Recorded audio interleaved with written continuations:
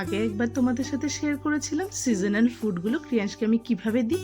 তো আজকে ভাবলাম একটু ডিফারেন্টভাবে তোমাদের সাথে শেয়ার করি। আর তোমরাও এটা বাড়িতে বানিয়ে বেবি থেকে বড় সবাই খেতে পারবে, ভীষণ টেস্টি হয়। আর তোমাদেরকে আমি বলেছি ক্রিয়াংশের খাবারে আমি কোনো লবণ চিনি অ্যাড করি না, তো এটার মধ্যে আমি কোনো লবণ চিনিও অ্যাড করিনি।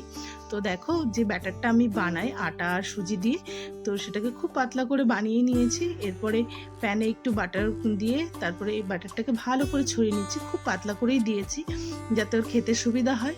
তো আজকে আমি একটু রোল টাইপ মতো করব, খুব সরু করে রোলটা করব যাতে ও হাতে ধরেও খেতে পারে। তো এখানে দেখো আমার অনেকটাই হয়ে গেছে। এই অবস্থায় আমি এখানে ম্যাঙ্গো পিউরিটা দিয়ে দিচ্ছি। তো ম্যাঙ্গো পিউরিটা খুব ভালো করে ছড়িয়ে নেব। দেখো দেখতে কত লোভনীয় লাগছে।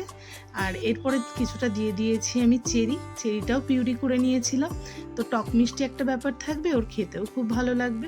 আর আপনারা চাইলে বাড়িতে ট্রাই করুন, আর ট্রাই করে অবশ্যই আমাকে জানাবেন যে কেমন হয়েছে আর আপনার বেবি কেমন ভালো খেয়েছে। তো আর আমাদের ভিডিও কেমন লাগে অবশ্যই কমেন্টে জানাবে। আমাদের ভিডিও ভালো লাগলে আমাদের চ্যানেলটা একটু সাবস্ক্রাইব করে দেবে, আর ভিডিওটি ভালো লাগলে অবশ্যই একটা লাইক করে দেবে। তো দেখো এখানে আমি ক্রিয়াংশকে খাওয়াচ্ছি, ও খেলায় ব্যস্ত, খাচ্ছে কিন্তু খেলাটা নিয়ে বেশি ব্যস্ত। পরেও পুরোটাই খেয়ে নিয়েছে। তো এদিকে ও মিউজিক বাজাচ্ছে আর আমি ওকে খাইয়ে দিচ্ছি। চলো টাটা, দেখা হবে তোমার সাথে নেক্সট কোনো ভিডিওতে।